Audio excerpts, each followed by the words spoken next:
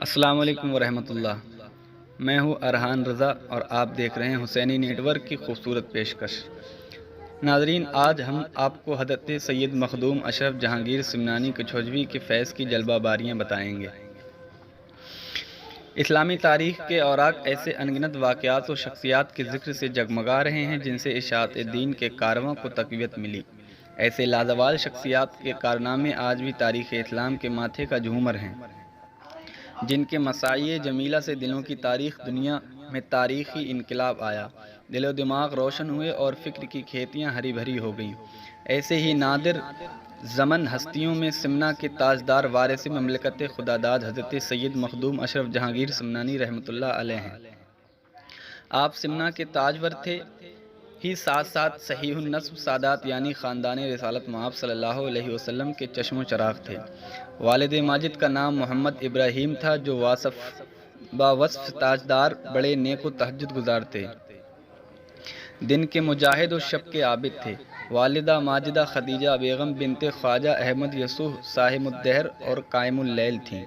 شاہانہ طرز زندگی، آسائشوں کے انبار، شوکت و عزت سبھی کچھ ہونے کے باوجود عظیم والدین کی تربیت نے دنیا میں رہ کر دنیا داری سے دور رکھا۔ یہی مومن کی شان بے نیازی ہوتی ہے کہ اسے تخت و تاج، مال و منال و شوکت و قوت و مادیت متاثر نہیں کر سکتے۔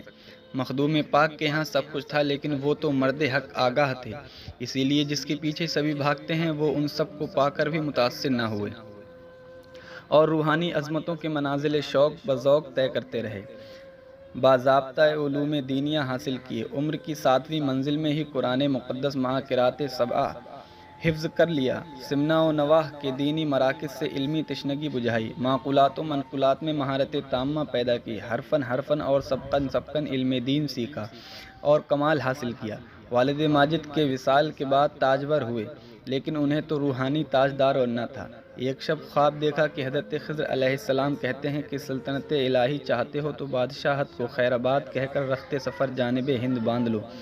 والدہ کو حال سنایا، اجازت سیاحت ہند ملی۔ یوں سلطنت کو ٹھکرا دیا، راہ خدا میں سیاحت کو گلے لگایا۔ یہاں سے روحانی مدارج میں مسلسل ترقی کا مرحلہ عرفان طے ہونا شروع ہوا۔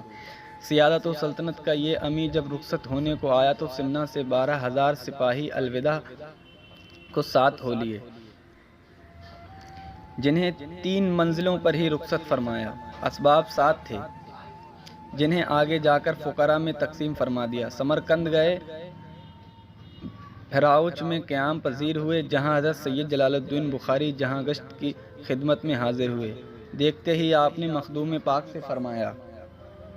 عرصے کے بعد دماغ کو طالب صادق کی خوشبو نصیب ہوئی، مدت کے بعد چمن سیادت سے نسیم خرامہ ہوئی۔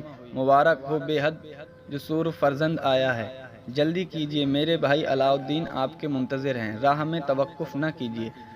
اخذ فیض کے بعد آپ منزل بمنزل ہوتے ہوئے دہلی آئے، پھر عازم بہار ہوئے، جہاں حضرت مخدوم شرف الدین یحییٰ منیری رحمۃ اللہ علیہ کا جنازہ پڑھایا۔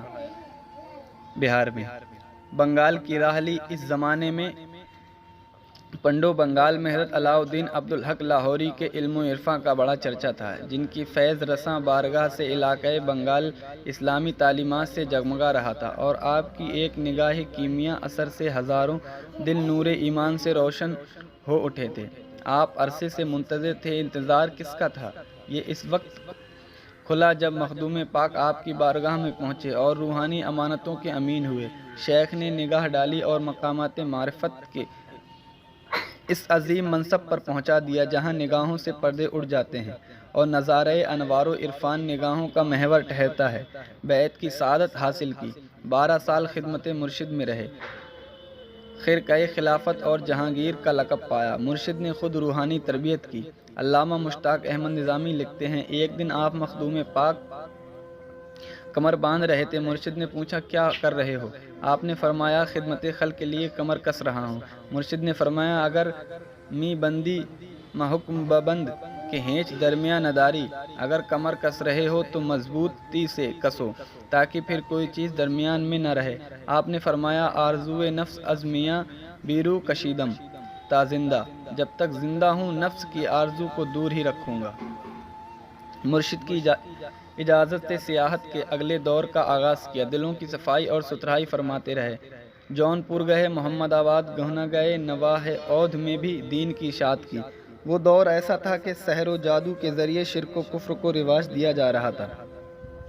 ایسے عالم میں زمانی ضرورت کے تحت آپ نے کرامتوں کا اظہار کیا، جس کا نتیجہ یہ ہوا کہ ہزاروں افراد حلقہ بگوش اسلام ہوئے۔ کچھوچا مقدسہ میں آپ نے سکونت اختیار کی۔ پھر سیاحت کا دوسرا دور شروع ہوا۔ سیاحت کے ذریعے اسلام کی اشاعت کرنے والوں نے نئے تاریخ رقم کیے اور عزم و حوصلہ دیا۔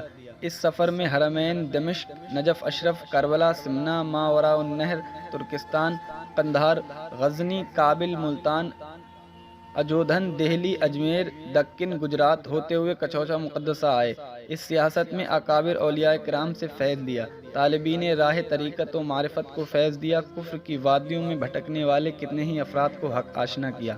دوران سکونت کچھوچا مقدسہ کتنے ہی اصحاب اقتدار کی اصلاح اور انہیں توبہ کی طرف مائل کیا۔ آپ سچے عاشق رسول تھے، جس کا انداز سے لطائف اشرفی کے مطالعے سے ہوتا ہے۔ آپ کے ان ملفوظات سے شریعت مطہرہ پر استقامت کا جلوہ بھی سامنے آتا ہے۔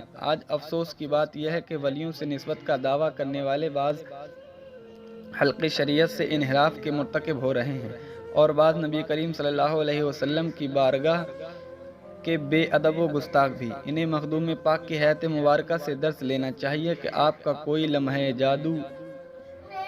لمحے جادہ شریعت سے بال برابر منحرف نہ ہوا۔ آپ کے یہاں شریعت پر استقامت کے بعد ہی طریقت کی منزل کا پتہ ملتا ہے۔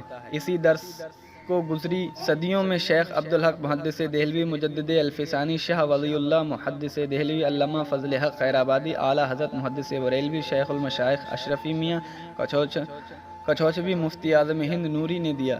انہی کے مشن کو اپنا مخدوم پاک سے محبت و نسب کا تقاضا ہے، اور اسی کی اس عہد قحط الرجال میں ہمیں ضرورت ہے۔